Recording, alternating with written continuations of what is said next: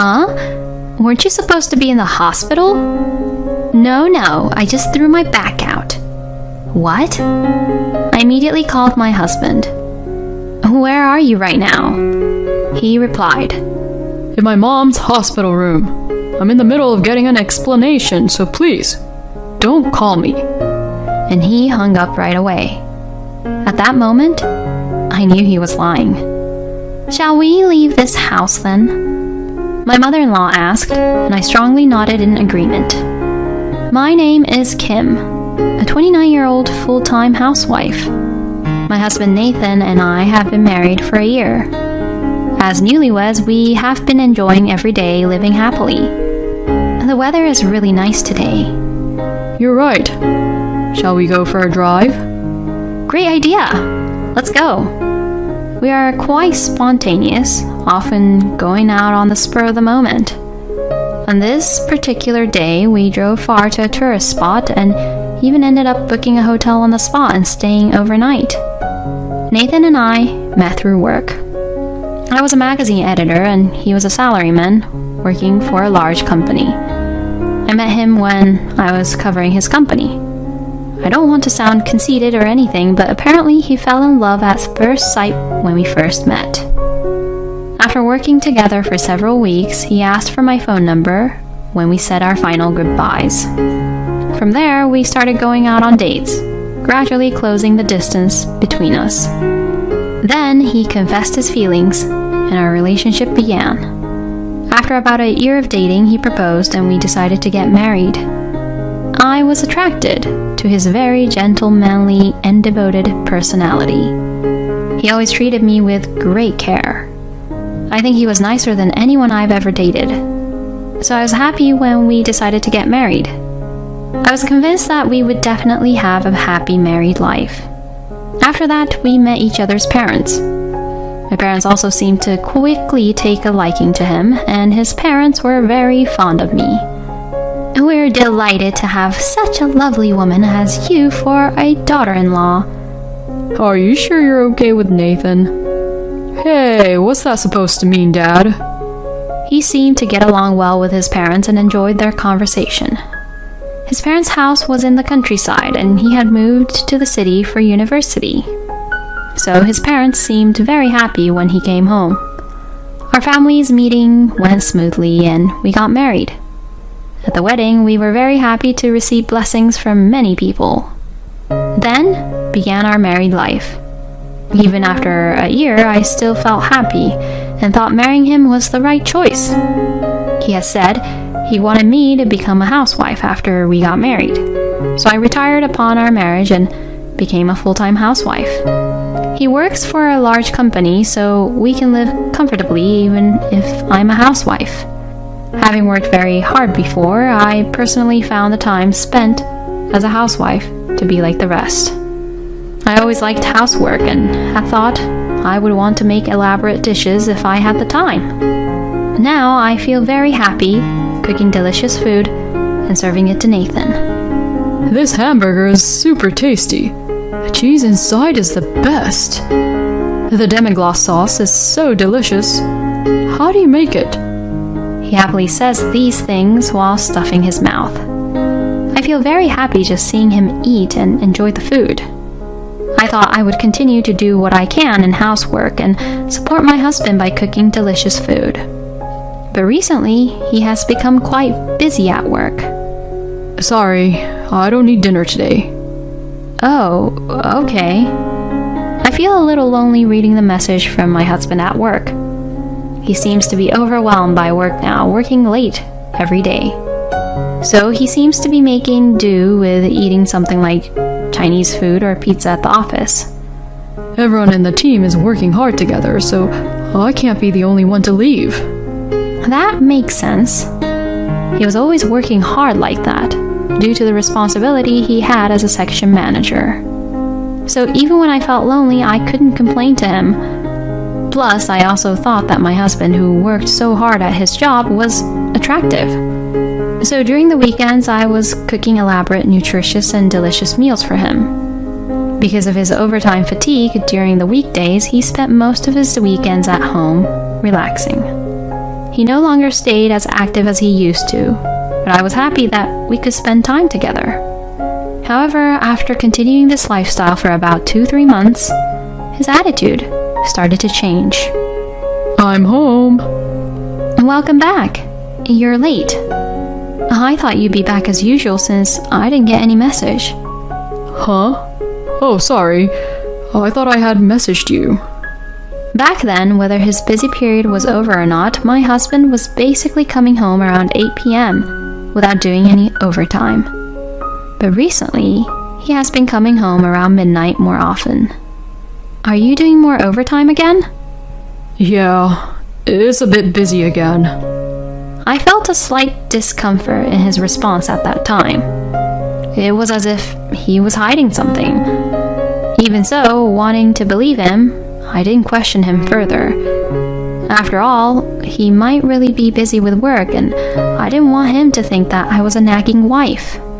However, my husband came home late again without any notice. Hey, you didn't send me any messages tonight again. The dinner I made is going to be a waste if you don't let me know. Oh, sorry. Then I'll eat it for lunch at the office tomorrow. No, I made curry tonight. Oh, I see. I'm sorry. With that, he went to take a bath. I felt something was off then as well. He took his smartphone with him to the bathroom. It's something he never did before.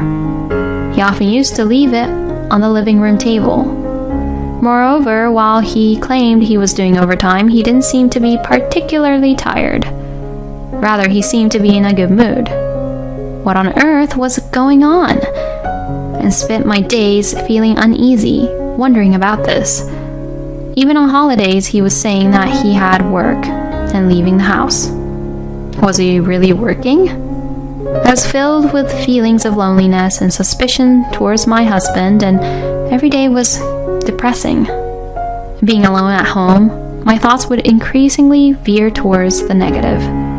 So, I decided to work part-time. When I talked to him about it, he said it was completely fine.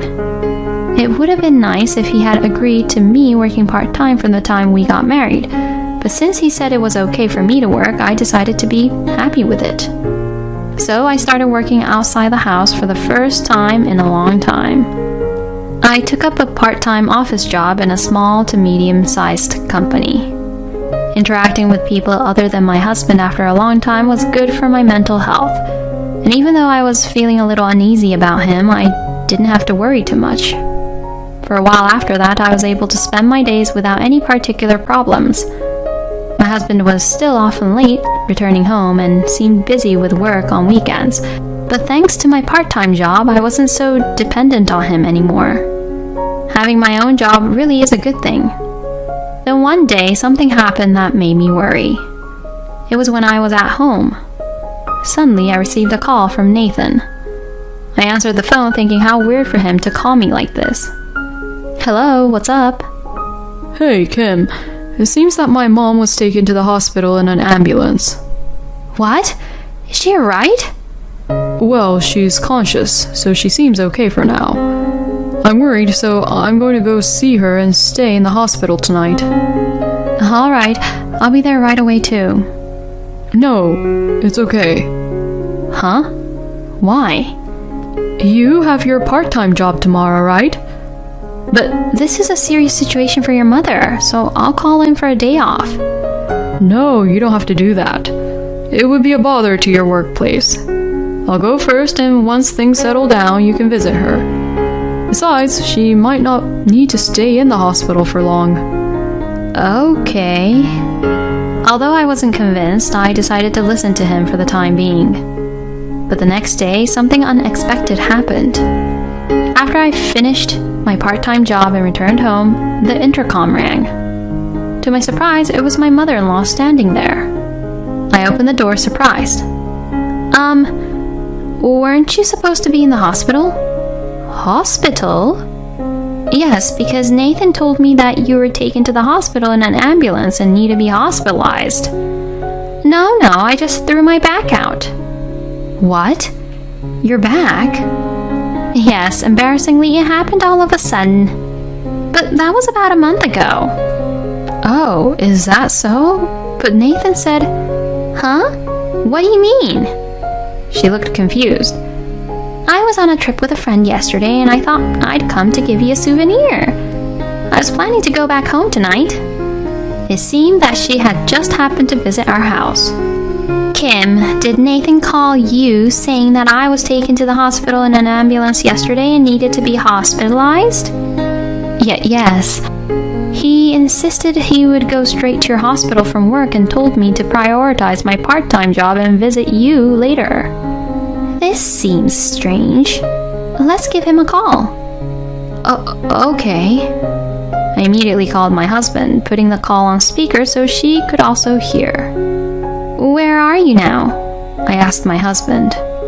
He responded, I'm in Mom's hospital room. They're explaining her condition, so please don't call me. And abruptly hung up. I knew then that he was lying. My mother-in-law looked surprised. What kind of explanation? She murmured, then called my husband. Hello, Mom. What's up? He answered the phone as if nothing was out of the ordinary. Where are you? Where? I'm at the office. Are you really at the office? Yeah. What's going on? Why are you asking me that? He seemed confused by her questioning. There's a lot of noise and voices in the background. Oh, that. Yes, well, there's a parade passing by outside the office. It's quite noisy. I see. I'm actually currently in New York. I was thinking I could drop by your office for a visit. What? That's a bit inconvenient. Why? I need to meet and thank your superiors and colleagues. It's unusual for a parent to suddenly show up at work. Well then, can I see you after work? I came all the way to New York, so I'd like to see your face before I go home. Oh, well, I'm a bit busy today. I'll probably have to work overtime until around 11 p.m. I prompted my mother-in-law with a note on my phone suggesting she say, I'll stay at your house and wait with Kim. She nodded and told him, well then, I'll stay at your place and wait with Kim. You're off work tomorrow, right? It's the weekend. His confusion escalated even further. What? Oh, that's a bit... Why not? Ugh. He stumbled over his words, clearly distressed. Then he began to make surprising remarks. Actually, Kim is not comfortable with you, Mom. What? I gasped in my heart at his words. My mother-in-law and I exchanged surprised looks. I shook my head, insisting that it wasn't true, and she seemed to understand. We both realized that Nathan was hiding something and was up to no good. Understood. Sorry for being selfish. I'll quietly go back home. I'm sorry, Mom. I'll make it up to you next time. No need for that, she said before hanging up the call. Both she and I were in a state of shock for a while. Then, with a determined look, she said, I'm sorry for my stupid son, Kim. You can leave him. Continuing this marriage will only bring you misery. It was clear my husband was having an affair. It's Friday today. He is probably going on a weekend affair trip. Yes, I'll leave him. Shall we leave this house, then? She asked, and I nodded strongly. I'm grateful that she was on my side. My husband had betrayed me, lied to his mother, and even fabricated the horrible lie that she was hospitalized. Worse, he claimed that I didn't like my mother-in-law. She quickly informed her husband about the situation. He was outraged when he heard the story and drove over the next day. I'm really sorry for my stupid son. No, it's not your fault. With the help of my in-laws, I moved my belongings back to my parents' house. We're very sorry for our stupid son. No, thank you for helping her move. Thanks to my in-laws, I was able to move all my belongings back to my parents' house. From now on, I guess it's all about gathering evidence. Yes, that's right. I have a little plan. As we took a break in the living room, my mother-in-law suggested a strategy. We all agreed to go ahead with this plan. About 3 days after I moved back to my parents' house, Nathan contacted me. Oh, are you not home? I replied to my oblivious husband.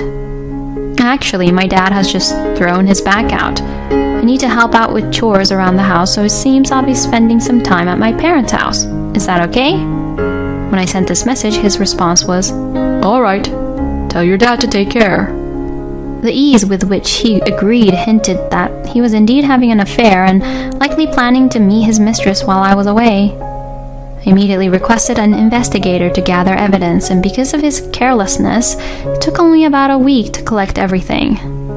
With the evidence at hand, I returned home. My in-laws agreed to be present, and we waited for Nathan to return from work in the house we had shared. He was surprised to find both me and his parents there. What's going on? Kim, Mom, Dad, why are you all here together? He stuttered, clearly unsettled. We have something to discuss. Sit. I told him in a cold tone. Nervously, he sat across from me. You know what this is about, don't you? What are you talking about? He tried to play innocent, but I sighed. You lied about your mom being hospitalized. I know about the affair. Oh. He froze at my blunt words. These are the photos proving your affair, I revealed, spreading the investigator's photos across the table. His face turned pale at the sight. You're despicable, lying about your parents' misfortune, deceiving and betraying me, and to make up such a nasty lie that I dislike your mother? But how did you... When your mom called you, I was listening right next to her. What? And just as I thought you were having an affair, I'm disgusted. I can't continue this marriage with you. We're done. Panicked, he blurted out. Wait, let's reconsider this divorce. But his parents would not stand for it. Enough is enough. Accept the consequences for your actions. It's unbelievable that you would exploit me and hurt Kim. Regardless of what you have to say, accept Kim's request for divorce and pay the consolation money as a sign of your remorse. As his parents roared, my husband cowered, completely intimidated. And with that, he agreed to divorce as instructed. I truly appreciate the support of my in-laws throughout this ordeal. Afterwards, I was able to divorce and demand consolation money from my ex-husband and his mistress. It turned out that my ex had been having an affair with the daughter of his company's executive director. Furthermore, his mistress was engaged, and her fiancé also demanded consolation money from my ex. It seems that her fiancé was the son of a president of a crucial business partner of the company, and this affair scandal almost led to the dissolution of their business relationship. As a result, my ex was fired from his job as a form of taking responsibility. However, my in-laws had severed all ties with him due to their disgust, leaving him unemployed and burdened with a debt in the form of consolation money. He's now working as a part-timer, with most of his income going towards debt repayment, leading a life of poverty. He entirely brought this upon himself, and honestly, it serves him right. On the other hand, I was offered full-time employment at the company where I had been working part-time. The people I work with are all wonderful, and I'm delighted to have become a full-time employee in such an enjoyable workplace.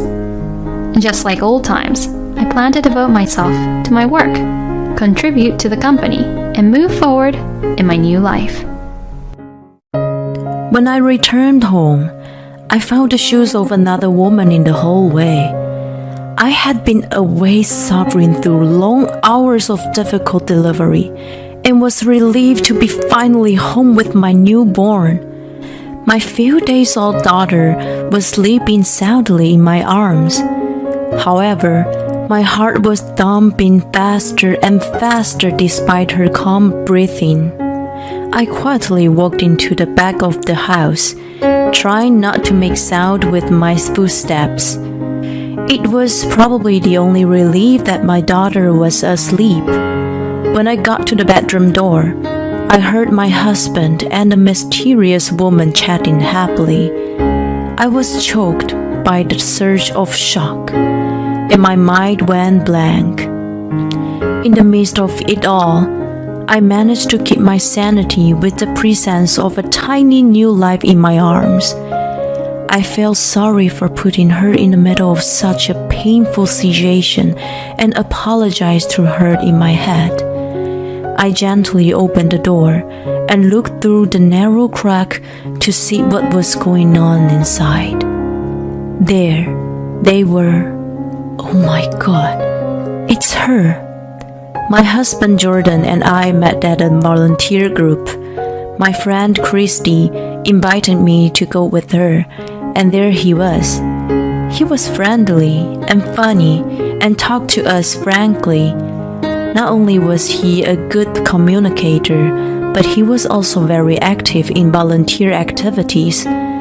He was willing to take up projects that were said to be hard and stressful.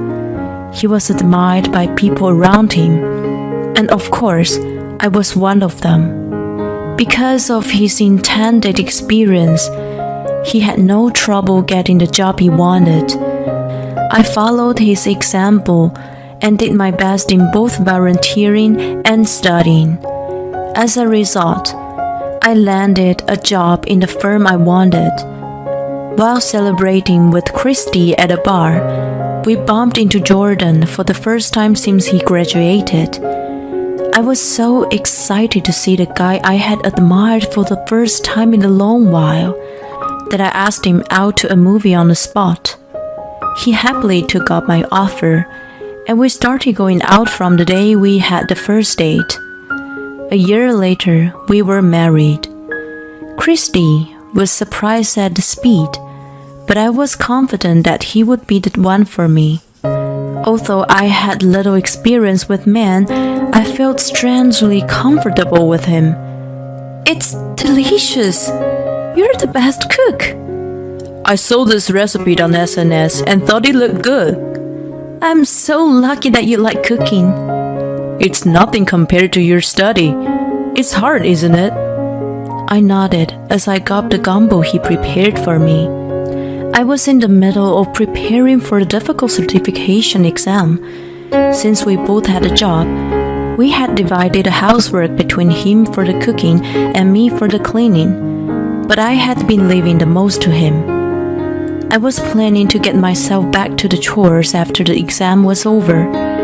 It must have been tiring to take care of the house while working, but he had taken up the extra without a grim look on his face. I was glad to have found a wonderful man.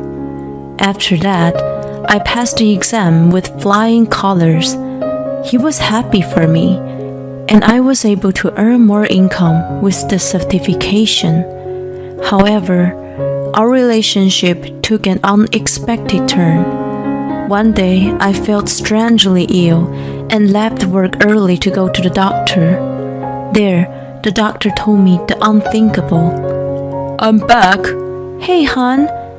As soon as I heard Jordan's voice, I rushed to the front door. He cocked his head to the side as he took off his jacket. What's up? You're in a good mood. Of course. We are having a baby. The reason for my poor health was pregnancy.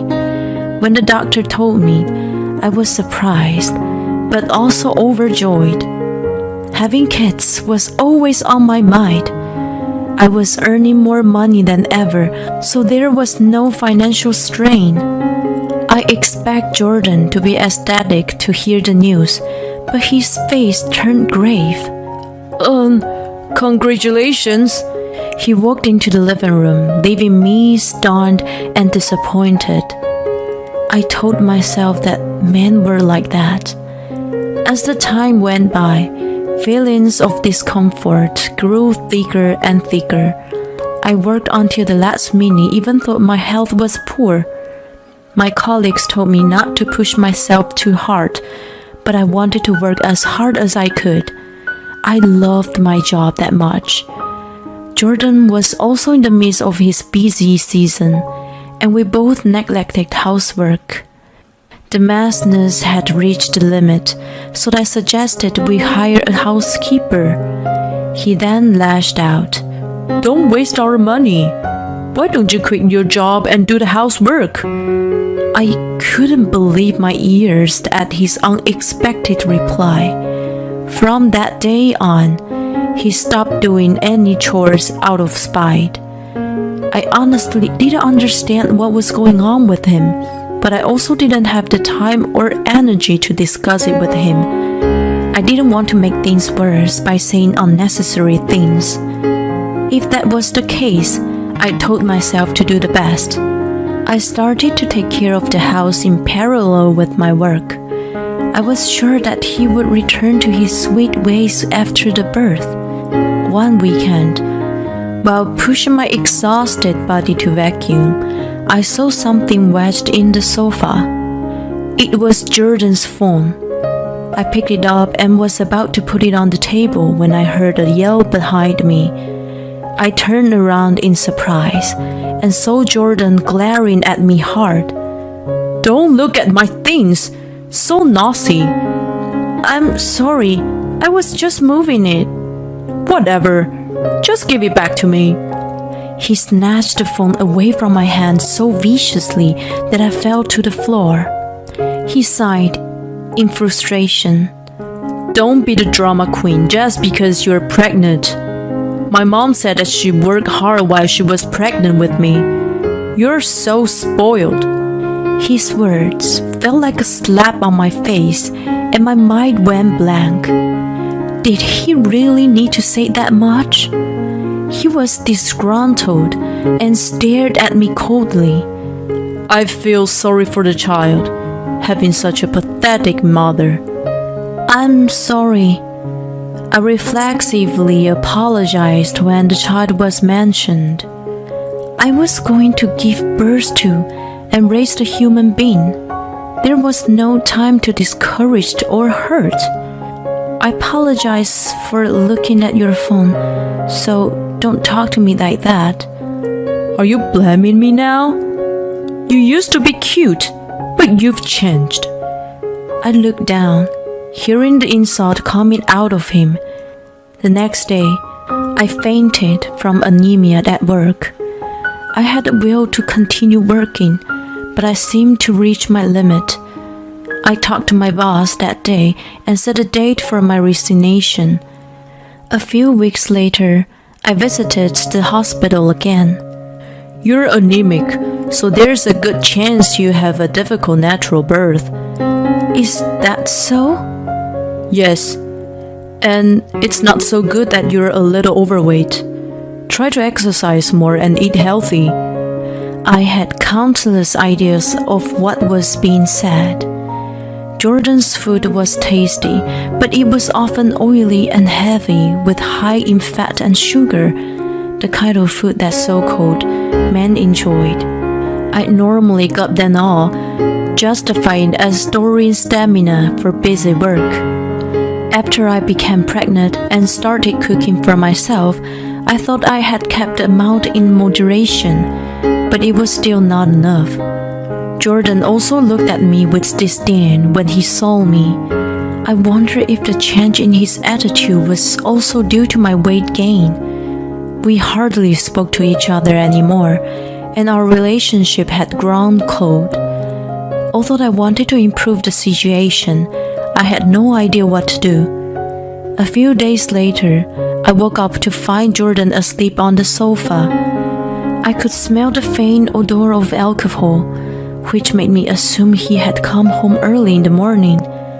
As I wondered if he had taken out his clients, I covered him with a blanket and noticed something slip out of his pocket. It was a card for a motel known for people to conduct shady business in. Looking at the black car, which gave off an air of unnecessary sophistication, I instantly felt the blood rush to my head. "Wake up!" "What the? Leave me alone!" "Leave you alone?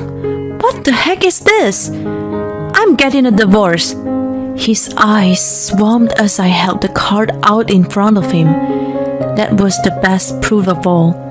As if the floodgate was opened, my accumulated dissatisfaction poured out of my mouth. Once it started, I couldn't stop it, and the words just flooded out. Tears began to stream down my face, and I felt sorry for myself. I couldn't help but cry out for my brother. We were tight-knit, and he was always there for me whenever I was in need. It was a remnant of my childhood.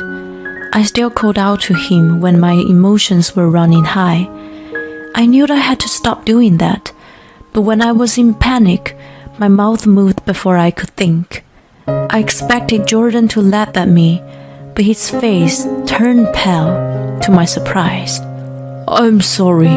It's my fault. I apologize for everything I've done, and I'll start doing the housework. Please, don't mention divorce.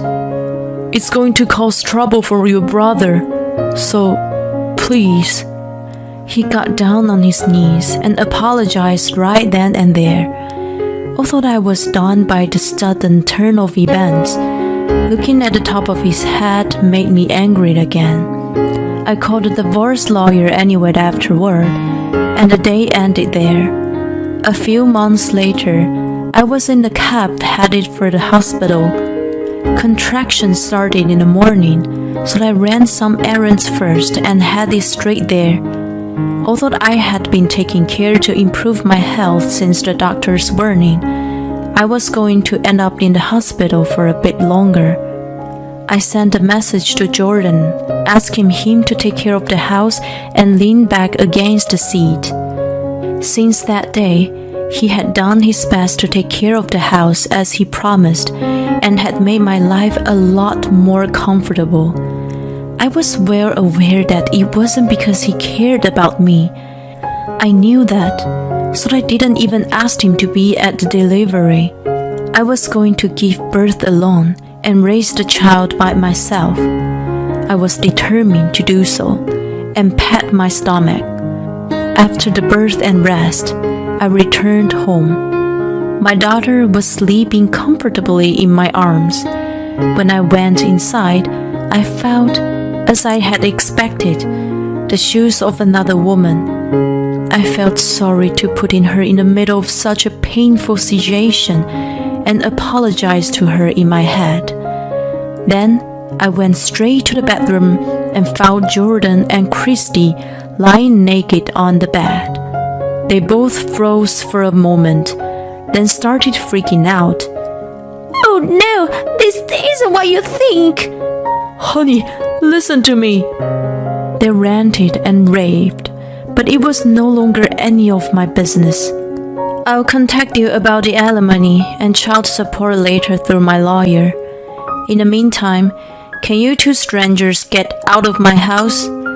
This is my house. Strangers? Yes, strangers. Come on. What are you talking about? This is my house too, and I'm not leaving. Anyway, I know you had an affair. If it's not my kid, then there's no reason for me to pay child support. Jordan puffed out his nostrils. Christy, who was a nurse, told him that the gestation period was 40 weeks, so mine was off. He counted backward from my due date and realized that I got pregnant on the day he went on his business trip. That meant that my daughter must have been another man's and not his.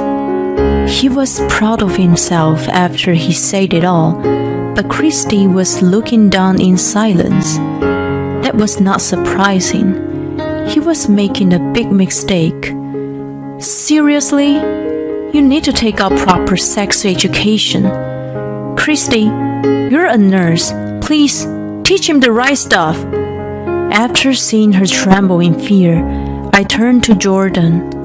I explained that the due date was not from the day of implantation, but calculated from the first date of the mother's last menstrual period. I also added that it was hardly ever right on time. There was no way that Christy didn't know that. In other words, she knew and gave him the misinformation, probably to discredit me. Were you trying to get us divorced by blaming me? and try to get a share of the property. No way. If you could get a scoop on the popular tax consultant having an affair and getting a divorce, you might have been able to get a lot of money, right? I became a licensed tax accountant while working and then turned my career into writing. I had been writing easy-to-understand articles about finances, and my name was slowly gaining recognition in the industry. I even received an offer to publish the book. Jordan must have noticed that I was making more money than him and was probably planning to take advantage of that. He finally realized the situation he was in. Anyway, we're still married. Oh, about that. I've already served you with divorce papers. What? His stupid face almost cracked me up, but I managed to hold it together. The day I went into labor, I stopped my lawyer's office before going to the hospital. I had already hired a professional to find out the other woman and collect evidence of the affair. The dashcam recorded their candid conversations such as, How stupid is she not realizing about us? Too bad to divorce, she's loaded now. I found out that he was also spending our savings on her. Get it? My brother bought his house, and it's in my name. You strangers who got nothing to do with it are not allowed to stay here. If you don't start moving, I will call my lawyers and the police. I threw their belongings out the window as I declared. The two finally understood the gravity of the situation and began to get dressed. I shouted at them as they walked out with their tail between their legs. I won't go easy on the alimony. A few months later, Hey, you're on the TV again. This isn't a muscle training show. I'm a muscle lawyer, you know. Look, Vicky, my biceps. Don't teach her weird things. My daughter, Victoria, and I are living near my parents now. My brother comes over almost every day, and he's always so smitten with Vicky. I bet his client would be shocked to see the talented lawyer sought after on TV melts at the sight of my niece. After that, my brother sent legal documents with a DNA certificates to Jordan's parents. It was proof that Vicky was his legitimate daughter. He also sent a statement of alimony and child support, as well as the reimbursement for the use of the savings. Jordan knew that my brother could easily do something like this, so he simply apologized when I mentioned divorce that day. Although he and Christy resented my brother and left slanderous comments on his SNS and blog, they were immediately sued for defamation. Furthermore, a group of people active on the internet called the Identification Team pinned them down right away. I am not as famous as my brother, but I am recently become known to the public. A popular blogger and the easy-to-understand tax consular, Sky's ex-husband is a criminal. When I saw the article title, I almost fell over. Christy was also identified in the article, and the image of them she had uploaded to her SNS in the past was revealed. She received bashings and has now quit her job as a nurse. The article prompted my fellow members to the volunteer group to contact me. They said that Jordan had a bad reputation since he was a student. Although he was good to his juniors, he pushed troublesome jobs to his peers. He also always took the initiative in doing the most prominent jobs. The company he wanted to work for was putting a lot of effort into volunteer work, so he only volunteered to score points to get hired. The only reason he was kind to me was because he was a womanizer. He had a tendency to easily get involved with a woman. He is now lining up for a soup kitchen, organized by a volunteer group. I hear there's a woman next to him, so it must be Christy. Seriously, I had no sense in choosing a guy. If you're going to get married again, get a guy like me, sis, says a never married single guy. BK is beaming happily in his arms. The future I'm going to share with this girl has just begun.